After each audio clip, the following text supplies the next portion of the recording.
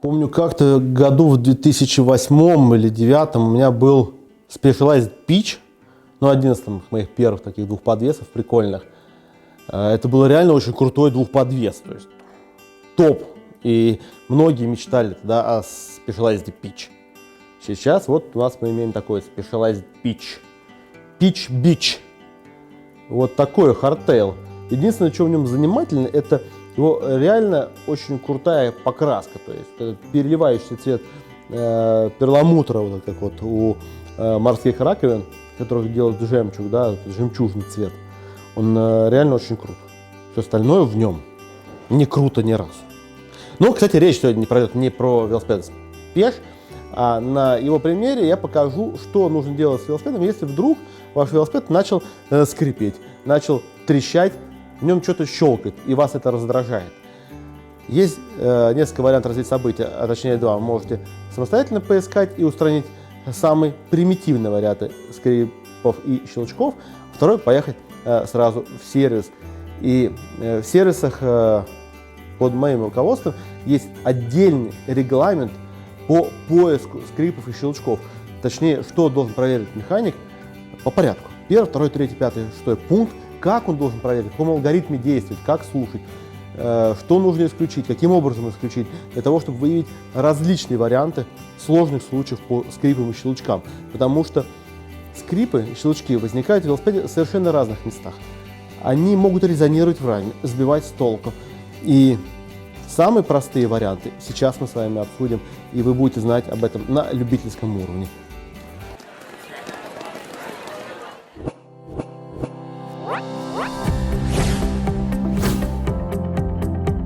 Чтобы не замучиться ездить в сервис и не замучиться от звука вашего велосипеда, в случае возникновения тех или иных скрипов либо щелчков, вы можете сами проверить некоторые элементы и узлы и устранить без проблем в домашних самостоятельных условиях те или иные причины возникновения скрипа в велосипеде. Ну и, по крайней мере, это не будет выглядеть глупо, когда вы приедете к механику, а он просто легким телодвижением потянет один винтик и скажет: «С вас спасибо, но, пожалуйста, проверьте в следующий раз самостоятельно самые простые случаи». Это немножечко неудобно, даже вот просто обращаться и выглядеть глупо в сервисе. Но не бойтесь выглядеть глупым. Всегда в случае каких-то реальных сложностей, поломок, лучше обратиться в сервис и устранить их, нежели сломать какую-то дорогостоящую деталь в велосипеде. Поэтому помните про то, что во всех наших магазинах функционируют сервисные центры, а мы находимся на Варшавке 36-2. Итак, ваш велосипед защелкал. Самое популярное место щелчков и скрипов в велосипеде — это не каретка, как посоветовал вам друг, проверить сразу кареточный узел. Это самый популярный запрос в сервисе. Приезжает человек в сервис и говорит: проверьте мне каретку, она уже скрипит. Нет. Самое популярное место щелчков и скрипов — это седло, подседельный штырь и вот это вот соединение. Соединений здесь несколько. Ну, для того, чтобы подробнее об этом рассказать, мы вытащим подседельный штырь и рассмотрим, как все это устроено. Седло сделано из двух частей: пластиковой подложки и металлических рамок. В самом редком случае рельсы, рамки, замкнутые. Обычно они, как на этом седле, состоят из трубки, которая разомкнута. То есть она сзади имеет концы, спереди согнута и вставлена в пластиковую подложку. Именно в этих местах рельсы имеют подвижность. Грубо говоря, когда вы сидите на седле и нажимаете сверху на седло, оно работает как рессор. Подложка прогибается, и рельсы немного прогибаются, и компенсационный люфт возникает в передней части седла. На седло снизу налетает грязь, и очень часто седло начинает скрипеть и щелкать. Во многих случаях помогает обычная чистка, почистить, продуть, можно даже промыть. Но если у вас седло уже в принципе неплохо расшатано, то вы будете ездить, вспоминать тот старый добрый трек про мушкетеров: опять скрипит потертое седло, и ветер холодит былые раны, и так далее. Итак, про седло мы рассказали. Второе место щелчков — это соединение седла и подседельного штыря. В нашем случае Specialized штырь качественный, и он двухболтовый. Так вот, седло опирается на подложку, и подложка между штырем и самой подложкой может начать щелкать. Плюс может начать щелкать сами болты. Все это можно разобрать, прочистить, собрать обратно и таким образом также устраняется часть скрипов. Еще одно место скрипов – это соединение самой трубы и рамы. Нужно понимать, что отверстие в раме и диаметр трубы немножко не совпадают. Это нужно для того, чтобы ваш подседельный штырь с легкостью перемещался и не закис там в случае возникновения коррозии. И есть небольшой легкий люфт, ну примерно там 1/10 максимум. Это говорит о том, что есть там зазор. На многих велосипедах сделана такая не очень хорошая качественная вещь, как проточка задней части, куда накидывает грязь, и внутрь рамы немного попадает влага и грязь. В случае с пеша проточка сделана спереди, то есть грязезащищенность лучше. Но тем не менее со временем туда все равно попадает пыль, вода, и между рамой и штырем образуется в зазоре загрязнение. Это загрязнение является причиной скрипов в большинстве случаев. Как это диагностировать? Вы можете подойти к своему велосипеду, не сидя на нем, и немного пошевелить седло вперед-назад.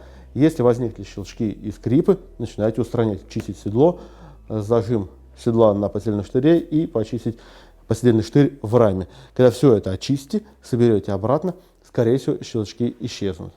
Что еще можно проверить в велосипеде, если здесь все тихо?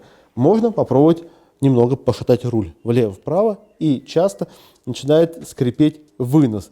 Вынос в зажиме руля.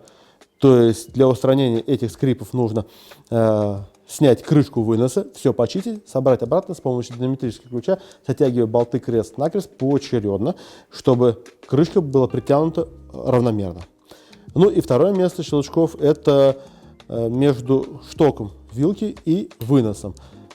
Точно таким образом все разбирается, чистится, собирается обратно с регулировкой натяжения подшипников. Если все эти слова для вас сложны, обращайтесь в сервис.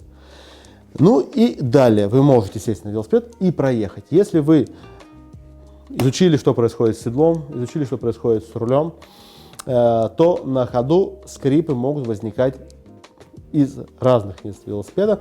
Один из самых простых способов, если скрипы не прошли, это проверить затяжку колеса.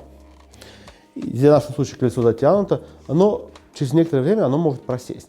Немного разбиться окрашенное покрытие, немного растянуться эксцентрик, ну, в общем, соединение проседает, и колесо может немного стать подвижным, совершенно немного, но достаточно для того, чтобы возник скрип. Фокус заключается в том, что при нажатии на шатуны цепь натягивает колесо неравномерно, подтягивает правый дропаут сильнее левого, и это может вызвать щелчки.